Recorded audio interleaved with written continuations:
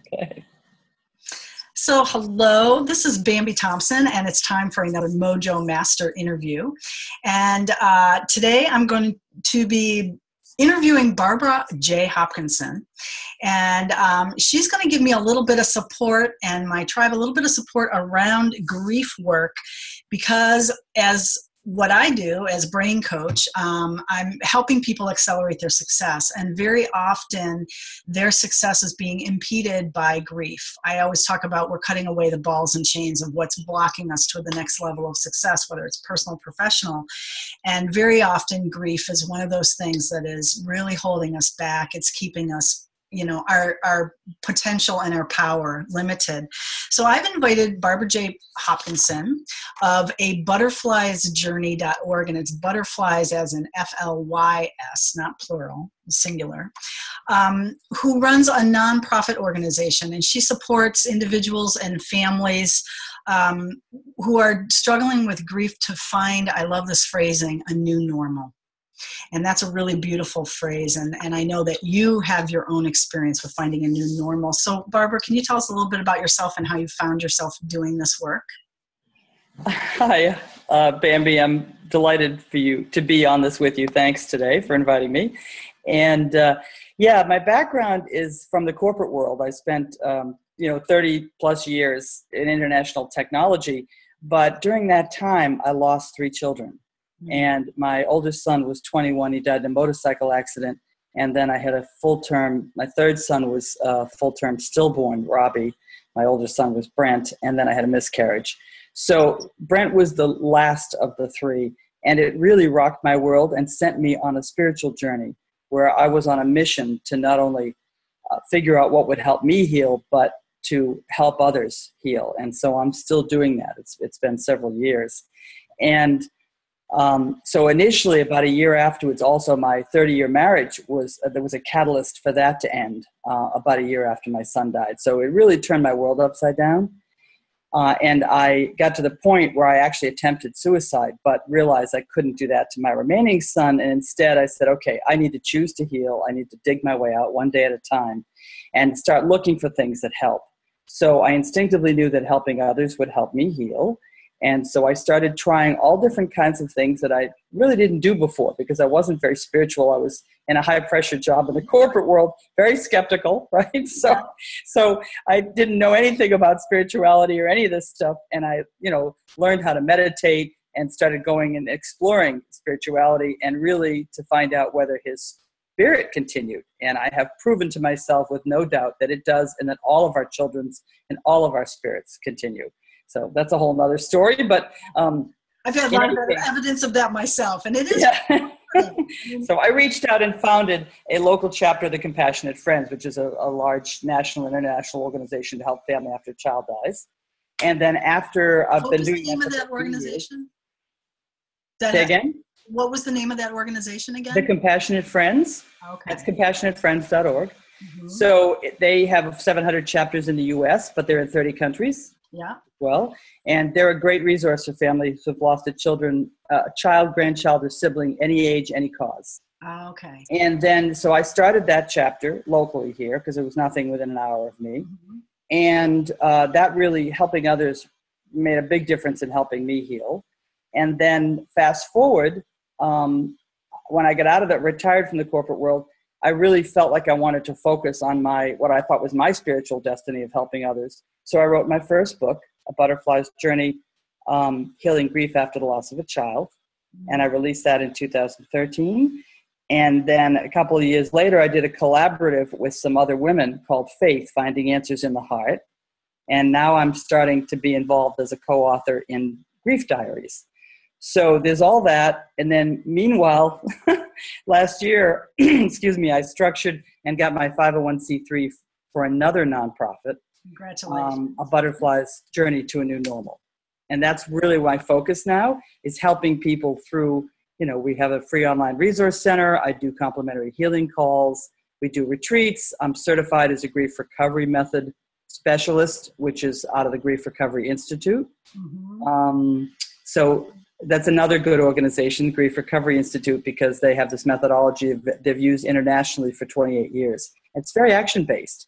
So it's not just being a support group. It gives you tools and things that you can walk through and make progress with and get completion on, and then use again later on with other people or other relationships. No, and tools are where it's at. I mean, that's what my whole business is teaching tools how to rein in their brain and, master their. Yeah, that's great. Yeah. She compare notes on some of the details of the tools. Yeah.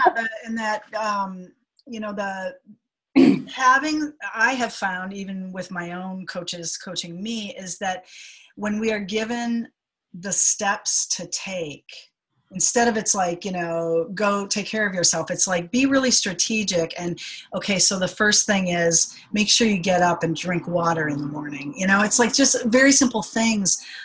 When we're in that state of crisis, we're not thinking straight. We're not able to, have clarity or, new higher thought order thinking happening. So that's a really great thing that you're doing for people. And thank you. It really rocks your world, especially when you lose a child or others before their time, when you lose anyone, any age. But I mean, even at 50, even if they're age 50, it doesn't really matter what age they are. Yeah. Or if you're married to somebody as a young spouse, where all of a sudden, your whole life just gets rocked. And you need to do a lot of self-care at first, because it gives you a shock. It's kind of like, people don't think about grief as an illness, but it really is. It's like you would take care of yourself if you were sick or had a medical condition. Well, this puts a shock to your system and your brain, and you get foggy. I was maybe 3 months that I couldn't read or listen to music. Trying to go back to work and be effective was very difficult. Because you're in shock. So you need to take good care of yourself. That way you can be better for yourself and for the people around you. Yeah, definitely. Oh my gosh. So you're, I know that you're like a huge resource for people.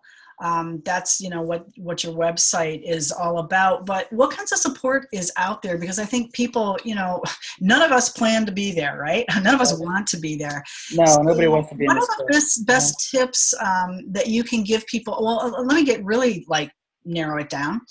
In the first month, what are the best tips you can give for how do you cope in that first month? Once the memorial services are over and everything, it's like, okay, now what? Because everybody disappears after that. I have a friend going through exactly, yeah. So I actually have two questions for you that I want you to address. Okay. Number one is, what does the grief family in that first month or two? And the thing I want you to come back around to is, how can people support people? Because I think that we're very uncomfortable with grief, and we want to stay away from, we send the card, I'm sending the card. And beyond that, we can't go there, right? So tips of how really, what are the things people really need that can really do? So when it first happens, I believe that it's a natural thing that your body takes over and protects you and just kind of envelops you in this numbness that helps you get through doing things like writing an obituary and burying your loved one and picking out a gravestone and all those horrible things that you need to take care of. And it really, it helps you get through it, but little by little it starts to wear off. So when everybody leaves after the funeral, all of a sudden that great big support system that came around you thins out. It may not be gone, but it thins out a lot. And people, what I hear all the time, especially from families that have lost a child, is that I think it scares other people, partly because they don't know what to say to the person. They're afraid they're going to hurt them. Well, you can't. It's like right there all the time. It's for a very long time. So there's no way that they're not thinking about it. You can't bring it up. And a lot of times people say they've lost friends and even family members because they just won't talk about it. And I think subconsciously they really can't think about it in their own context, that they might be afraid of it happening to their family, and they just can't think about that. Yeah. So it's understandable, but what the people really need is for somebody to be there and not run away, and to listen and to do mundane things, because you're so foggy, your head is so foggy, that whether it's bringing them food, doing some grocery shopping, doing some tasks around the house, but the most important thing is just talk to them. Tell them you're sorry for their loss. Mention their loved one's name if you can, if you knew them, or some little story you had about them. They love hearing people talk about their loved one, their child or their loved one. And then just shut up and listen. and be there. Don't run. Let them vent if they need to. Let them tell you a story if they need to. Let them cry if they need to. But that's the kind of support they need. And support groups are great, but they usually only happen maybe once a month. And they may have to travel to them, or they may not want to be in groups. Or sometimes people that have lost family through things that may embarrass them a little or make them feel funny a little, like overdoses or suicides or drunk driving accidents and things like that. They may feel funny about there's nothing wrong, nothing they did wrong, but they just feel they go through a lot of extra layers of anger and guilt, and it's hard for them to be in groups sometimes. Yeah. So anything that you can do to support them like that is just priceless. Yeah.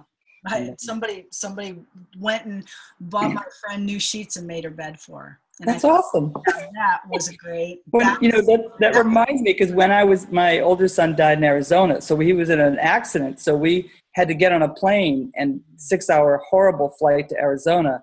And then when we came back a couple of days later, friends had gathered around and they had made food for us. And yes, they cleaned the house. And then over the wake, they did all we did the arrangements around the funerals and wake, but they did like the food. And one funny story was one of my girlfriends went into my other teenage son's room. He was at 19 at the time. So, I mean, you can imagine the stuff they found. Oh, yeah. The off-color magazines hidden under the mattress, and dirty underwear, and Oh, yeah. He was married but no kids at the time. Uh-huh. So it was so funny talking to her now. But again, these are the little grief and joy are intertwined. Yeah. They're really not so separate. Yeah. So people would look at me funny when I'd laugh at the wake, but it was because somebody walked up and told me a really funny story about my son growing up with their son. And some of the crazy things they used to do. And that is like this huge relief. It's perfectly fine to do that, So people don't always realize, and it's so much better to be able to talk about grief and get it out in the open. Yeah, well, it's really interesting because I do a lot of grief work. One of the things that I remember a woman came to me and she had lost her husband unexpectedly, and they'd been together since they were like 16 years old. Oh, it's tough. And it had been 7 years, and she just couldn't let go of the grief, and her friends were getting impatient, like, what's wrong with you? She just can't move on, can't move on. And I said, but they're asking you to move on from half, he's half of your body. He's your soulmate. He's your best friend, so how could you possibly do that? But you can ask the grief as an entity, right? As a, because it is like a companion, right? To be a companion instead of be who you are. And she just looked at me and she started crying. And I said, give yourself permission to always have it. Yeah. It can be beside you holding your hand through life as opposed to being who you are. And she was like, wow, nobody's ever said it like that. And it literally just like, that was the fork in the road. And, a month later, she had a few sessions and she had moved on because she asked it to sit at a lesser seat at the table, be at the table, but let me be at the head. Great advice. Mm-hmm. Yeah. And so understanding, it will always be there.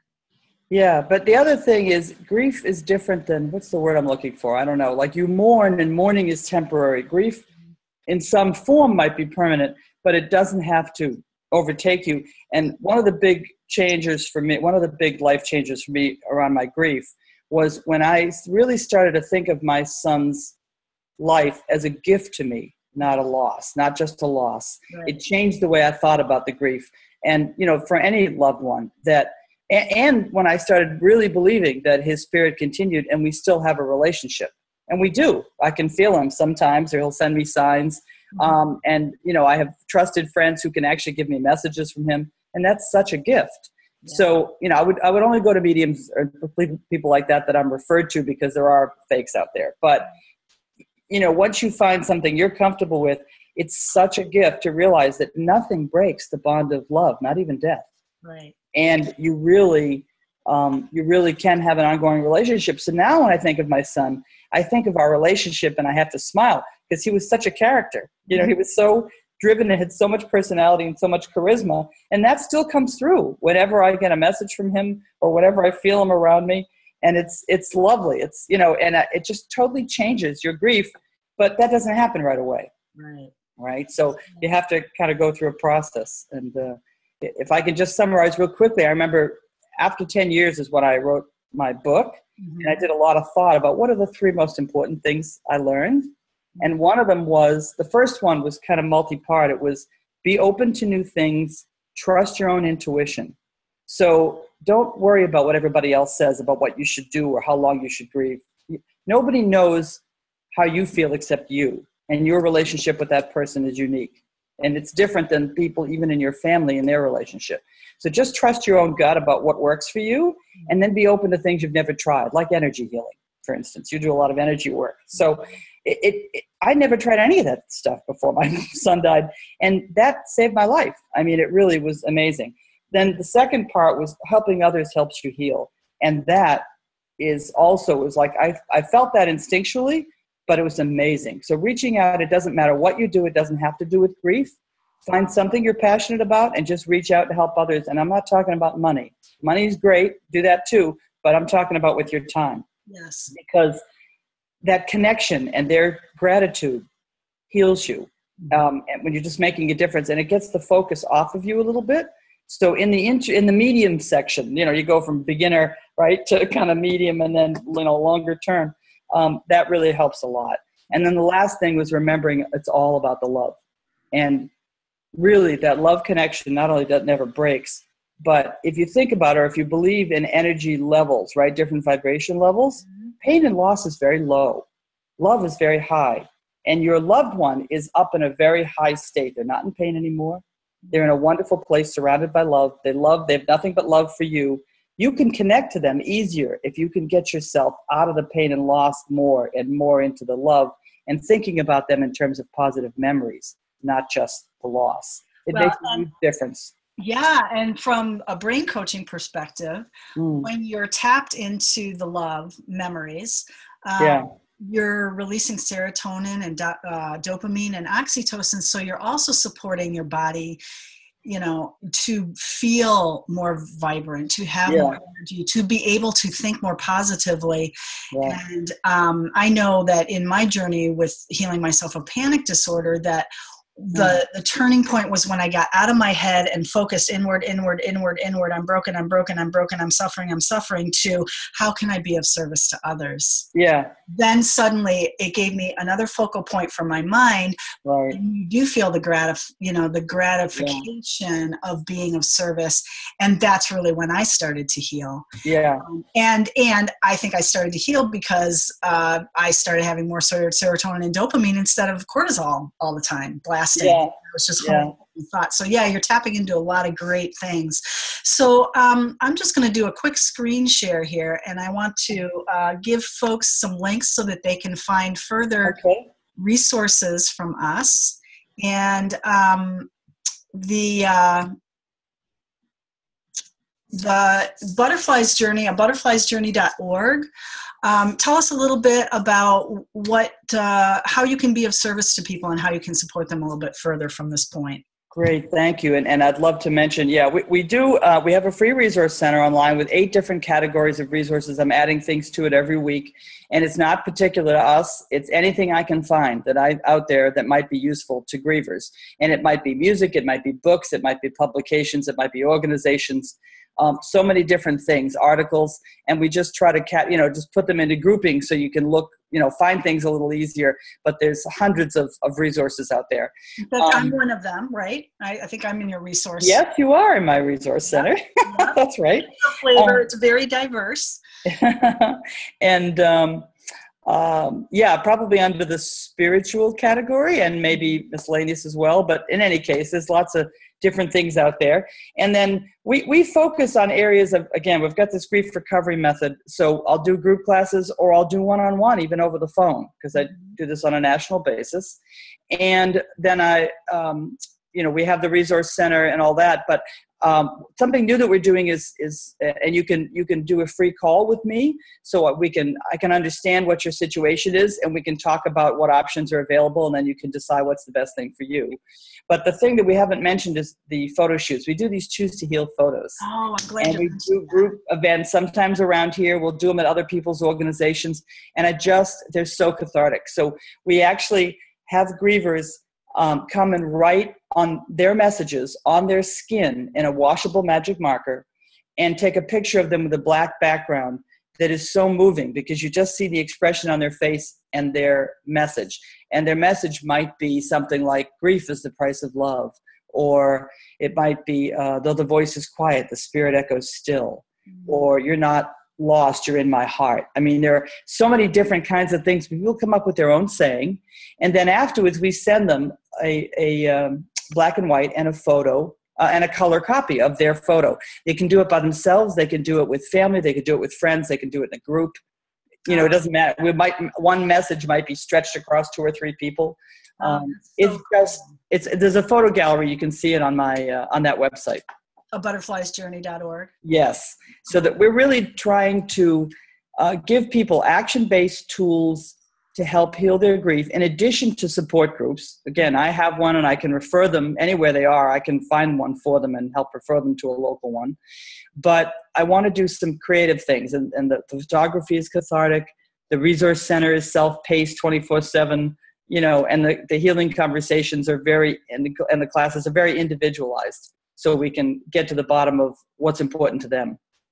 Yeah, well, and having those creative outlets, you know, accesses another part of the brain that, you know, the more whole brain healing we can do, Yes. the faster we're going to move back into our power and that new normal, as you talk about. Well, Barbara, thank you so much. And for those of you who are wanting some strategies and tools for anxiety support, BambiThompson.com. There's an anxietybreakthroughjumpstart.com is a website where you can grab it's a little jumpstart kit of tools, and BambiThompson.com shares with you some of the work that I do surrounding success acceleration. So Barbara J. Hopkinson, thank you so much for this time. It's been really... thank you too. And I'd just like to say one thing about some work I've done with you. Really, you were the most creative, and the tools that you had made the most impact on the energy around me. I could feel it. They were amazing. So I would really recommend that a lot of my families that I deal with also use some of your tools to help them, because it really helped me. Yeah, well, it saved my life. Yeah. Just like what you teach has saved your life. And yes, it has. Yeah, being of service to others is just so powerful. So thank you so much, everybody, for joining us. And we hope you have a wonderful day, and we hope you take advantage of these wonderful resources. Thank you. Thank you.